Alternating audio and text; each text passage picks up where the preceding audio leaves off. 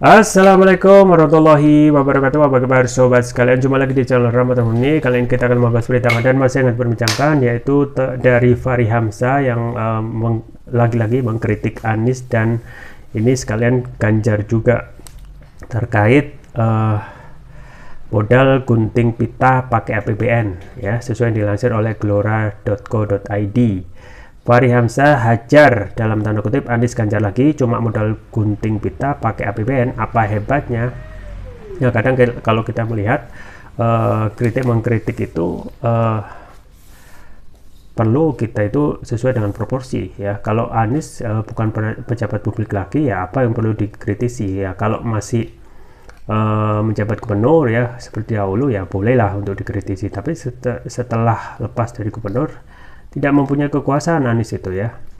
Tapi kalau mau mengkritik, ya bolehlah secara hak warga negara. Ini sesuai yang dilansir oleh glora.co. Langsung saja kita baca dan kita ulas. Glora.co, Wakil Ketua Umum Partai Gelora Fahri Hamzah belak-belakan menunjukkan ketidaksetujuannya akan pencapresan Anies Baswedan oleh Partai Nasdem. Fahri mengaku sikapnya bukan didasarkan dengan alasan personal, melainkan karena tidak sepakat dengan mekanisme yang berlaku. Mereka berasumsi bahwa masa emosi itu harus dikonsolidasi kembali menjadi masa dari seorang calon. Itu yang saya tentang, ujar Fahri.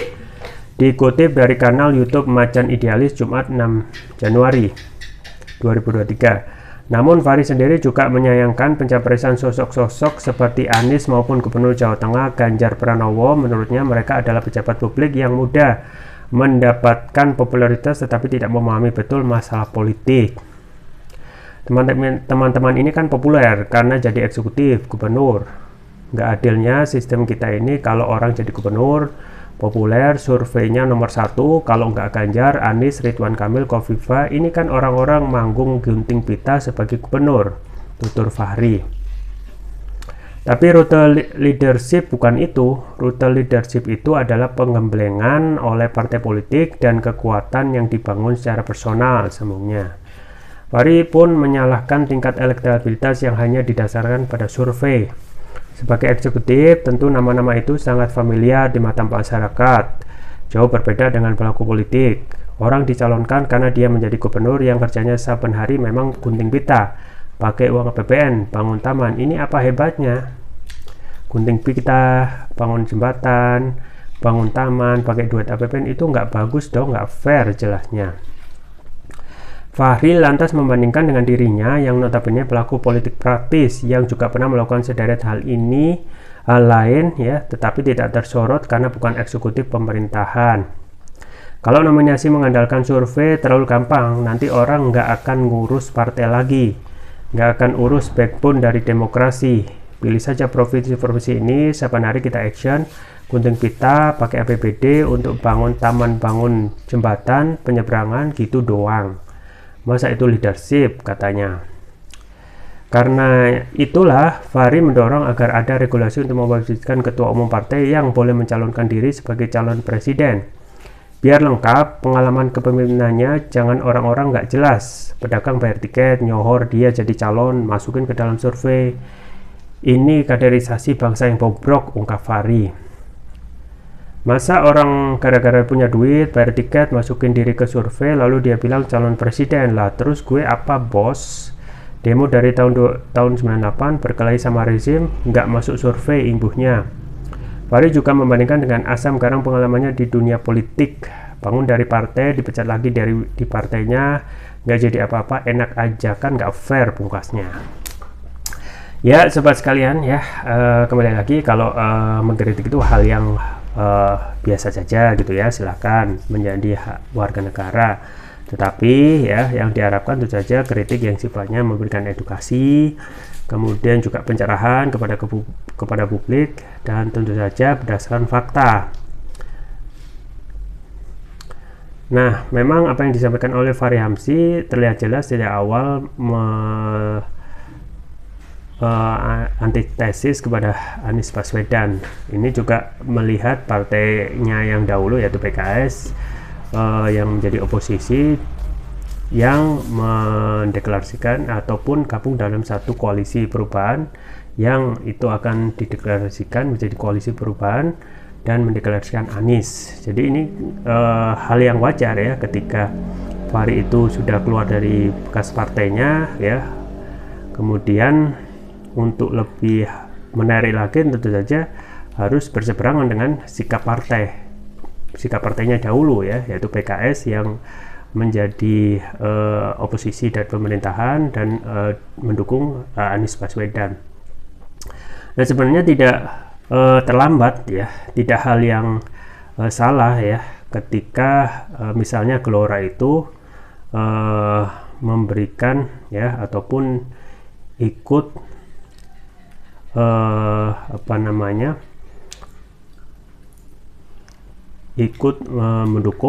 mendukung dan juga melihat keinginan dari mayoritas rakyat yang dukungan kepada Anies Baswedan itu sangat luar biasa antusias dengan sama-sama ya, meskipun ada perbedaan dengan bekas partai, tetapi tidak salah ya ketika memberikan sikapnya untuk memberikan dukungan kepada Anies Baswedan.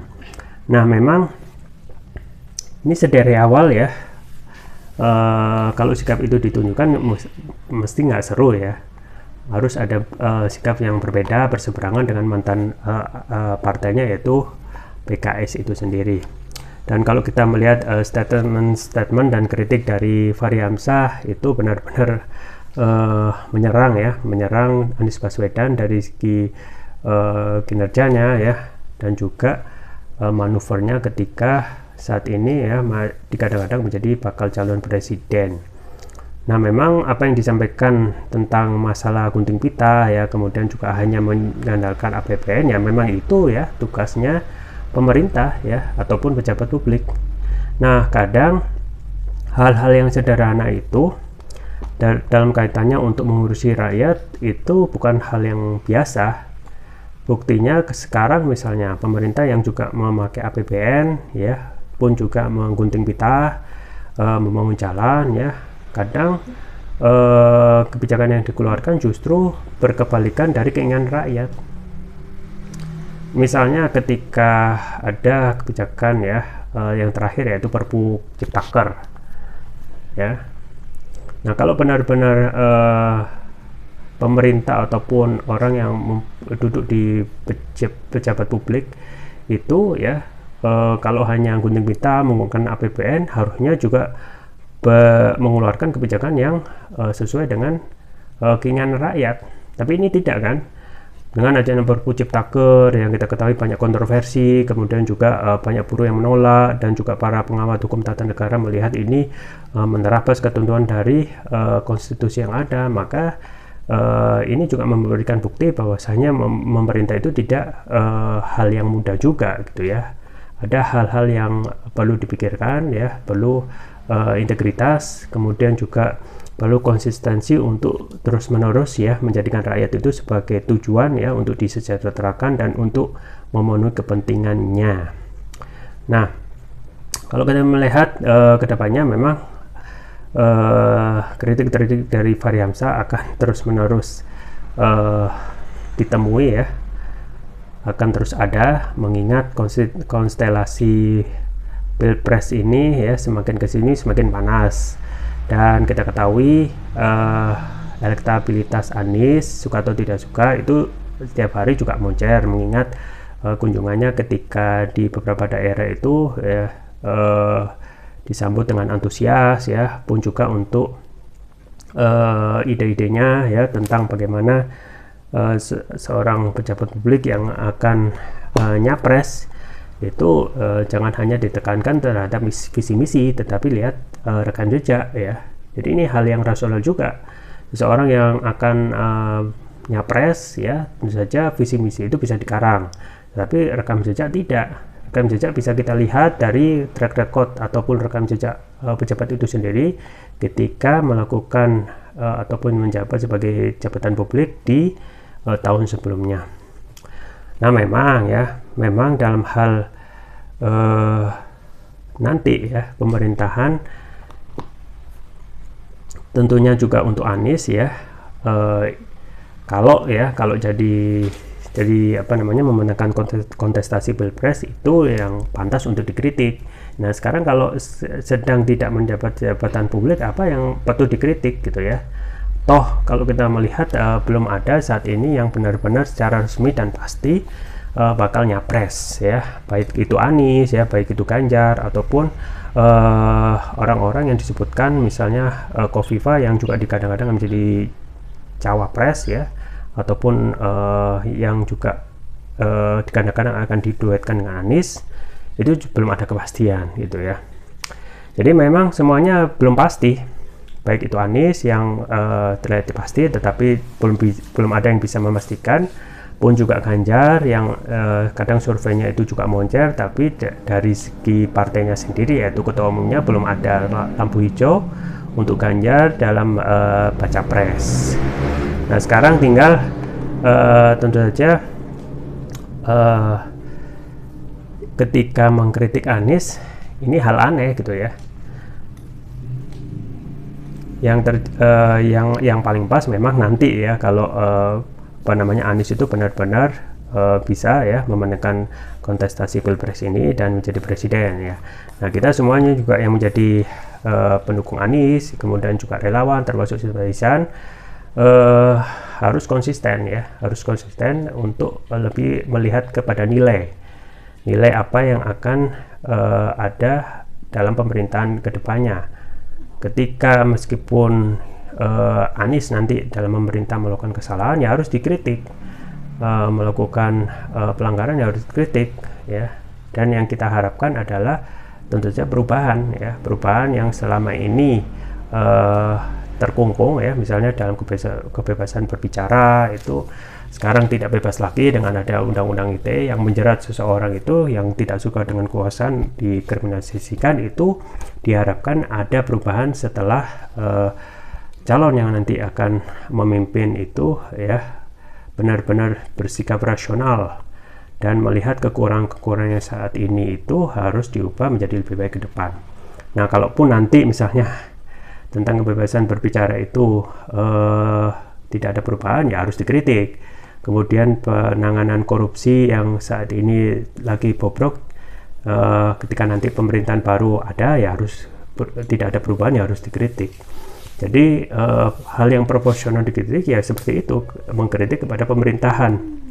Nah itu beda ketika kalau kita melihat kolega dari Fahri Hamzah yaitu Fadlizon, meskipun sekarang agak sepi dalam hal kritik terhadap pemerintahan, kemungkinan juga dalam tanda kutip dikucilkan ataupun dikebiri, tetapi saat ini masih konsisten ya dalam partainya itu ya, Gerindra meskipun satu lingkar dalam satu kolam dalam istana tetap mengkritik pemerintah Presiden Jokowi Ma'ruf. Nah memang satu hal yang berat adalah bagaimana menanamkan konsistensi inilah yang kadang membuat orang itu bisa berubah tergantung kepentingan dan tergantung juga bagaimana seseorang itu ya, politisi maupun pengamat itu ketika sudah masuk dalam ceruk ataupun lingkaran kekuasaan itu dalam hal komentar, statement itu bisa berubah. Nah yang terakhir tentu saja bagaimana ya apa yang disampaikan oleh Mahfud MD dan juga dikritik oleh Rocky Gerung itu terbukti bahwasanya video lawas dari Mahfud MD tentang rusaknya pemerintah itu dari rusaknya negara, kemudian dikomentari oleh Rocky Gerung itu kena mukanya sendiri. Nah yang menjadi pertanyaan, apakah ya dengan adanya statement dari video lawas dari Mahfud MD ini bisa mengingatkan Mahfud MD itu sendiri, atau sebaliknya Mahfud MD menganggap itu atau membantah bahwasanya dia tidak bagian dari individu-individu yang rusak gitu. Nah memang bagi Fahri Hamzah itu hal yang boleh-boleh saja untuk mengkritik ya, silakan mengkritik, tetapi ya jauhi hal-hal yang tidak disukai saat ini, yaitu saling lapor melapor, kriminalisasi ya, dan kita khawatirkan tentang pelaporan atau kriminalisasi ini terus menerus ya tidak ada perubahan untuk hak seseorang dan juga warga negara untuk diberikan haknya untuk kebebasan untuk mengkritik. Nah, misalnya untuk bagaimana kebebasan bicara ya itu tidak dikriminalisasikan, memang butuh integritas dari tentu saja kepolisian yang terus-menerus mengentertain ya orang yang melapor itu, sehingga tidak penegakan hukum kita itu tidak baik lagi. Itu saja yang bisa saya sampaikan, semoga bermanfaat. Jangan lupa like, share, dan subscribe. Sampai jumpa lagi. Wassalamualaikum warahmatullahi wabarakatuh.